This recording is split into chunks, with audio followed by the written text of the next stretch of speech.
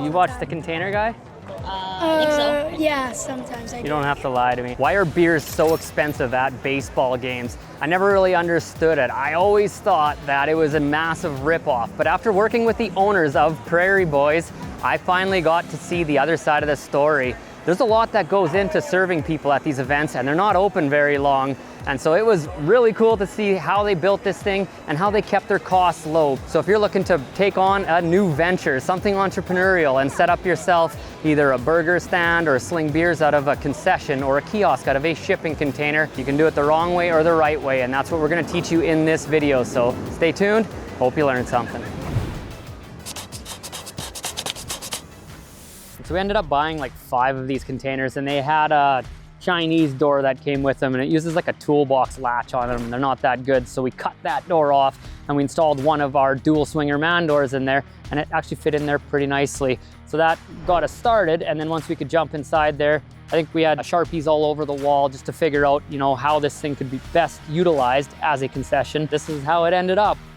So we've taken our 42-inch sidewall window frames and we've stretched them another corrugation, and that allowed us to get 60-inch serving windows in here. They give you a little hook to like grab this thing and pull it, but these gas shocks are pretty strong and I wouldn't want to wreck it. So I would probably advise just coming out here and closing it that way, then jump inside and just latch her shut. We had to make these a bit taller. Typically we'd like to use a 30-inch window, but because this is a kiosk and we don't want people bonking their heads, it actually worked out pretty well. And the heights that people are at as well works out pretty nicely. So inside of here, you got a 6-inch lift by being on the wood floor, and then down here, you're a little bit lower, and that always seems to actually work out nicely on patios. So if you're using this as like a bar or something, you could have bar stools outside and you're more at a counter height on the inside. So that is one thing that just magically worked out with the container floor being the height that it is. So right here is where all the action's gonna happen. 2 people are gonna be able to serve out of each window. So you can essentially have 4 people working inside of there and a few different lineups. And then once they get the food, get them out of the way. We were talking about potentially putting shelves in front of here, but that's kind of a bad idea if you're trying to pump a bunch of people out of a small space like this. But this is gonna be a lot better than what they currently have. I think they're working out of like a 12 or a 16-foot trailer, and it was only about 6.5 feet wide. So once they jumped in here and they came and looked at it, they're like, holy crap, there's a lot of space in here. I figured this ketchup and mustard shelf's never gonna be this clean, so I'd try it out and sit on it, and whoosh, she's solid. And we can do that because we strut line the exterior of these containers with strut channel. And each one of these can handle 1,500 pounds off them, so it's gonna have no problem with condiments here. But this is a very modular way of doing this, and it's a non-intrusive way of doing it. So we use our MSS single brackets at the top and the bottom, and it goes into the hollow tubing, and then we can just use a lot of our industrial techniques, or other people could just, you know, wooden shelf or whatever. But stainless steel or galvanized, typically easy to clean. Stainless steel expensive, galvanized pretty cheap. So galvanized is what we went with here, and adding this, strangely enough, made it look a lot more functional, and it just kind of balanced everything out inside of here. And so right around that corner inside of the container is going to be like fridges and stuff, and there's the entrance on the other side. We've made sure that they have lots of plugs on both sides of these windows. So if we have to plug in something like a till or a register or a credit or debit card machine, you can do that here. And then also at the back end, we've given them lots of different circuited power here. Another thing that we've made sure we had lots of is lighting. So we put 2 different 4-foot fixtures.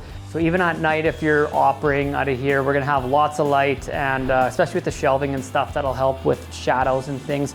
And there's lots of room underneath these shelves for stock and things that potentially you don't want everyone looking at on the shelves back here. We got some of our 9-inch shelf brackets. So this utilizes just a hunk of wood, and we painted that. But that might not be the best for spilling things, but it'll be okay just for them to, you know, bag the chips or whatever. Another thing that's cool about the wooden shelves is they can screw up into there, and they can hang a bunch of other displays or whatever that they'd buy off Amazon. And then the final thing here is just the electrical panel right at the back. So we got our exterior junction box in the back side of that. That's where they're gonna be able to run their power in, whether it's 120, 240 volt, or we could just run a pigtail off here and at least get 50 amps inside of it. So surface mounted electrical is totally the way to go with these things. And with this being a seasonal structure, we did not have to insulate it.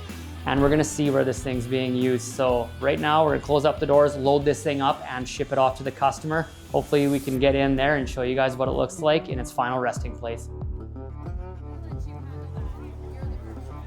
It is super busy here. When we first walked in, we were just absolutely blown away that big swarm of people were lined up at this container. He was telling me there's only 28 home games here, so is it profitable as a venture for people all across North America? Definitely. It's everything's one spot, right? Like lock it up, walk away. You don't have to worry about too much security, all that, right? So nice airtight container. So it's been perfect so far.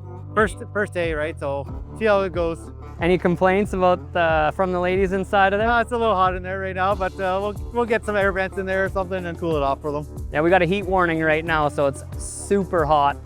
So they do want a few more vents in there and get some air moving. But when you're not insulating a structure like that, there's no real point in air conditioning it because you're just cooling the neighborhood. So at least if we can get some airflow, that'd be great. I really hope you guys like it. If there's any problems, give me a call. It's been great so far. Your service is great, so it's a pleasure to work with you guys. Thank you. So it's really cool to see what they were working out of prior to getting that container-based structure that they're serving. And here they're able to run 2 kiosks. They got one person outside taking orders, and then inside of there, they're fulfilling them. And that is obviously not as efficient as having 4 people work out of those 2 kiosk windows. And when I was in there, we were a little bit worried about the 60-inch width, but I served a beer out of there, and the person beside me, it wasn't even remotely close. So there is lots of room inside. And I guess this here, it'd be really interesting. Who knows, they're probably not going to divulge how much in sales they got, but I can only imagine when they were previously selling out of a golf cart here and a trailer over there with, what is that, 3 kiosks versus 6 now. I imagine sales are double.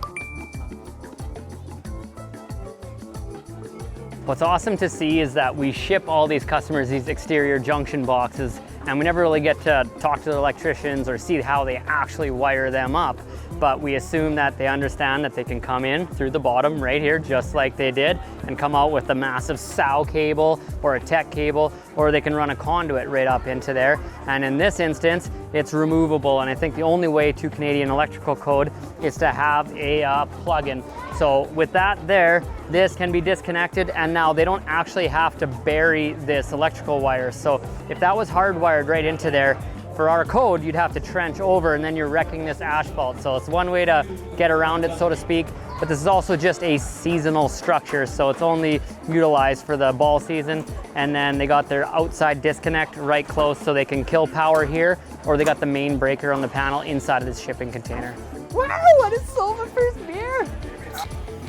All right, I'm a one for you, one for me kind of guy. I've already served 1 beer, so it's my turn.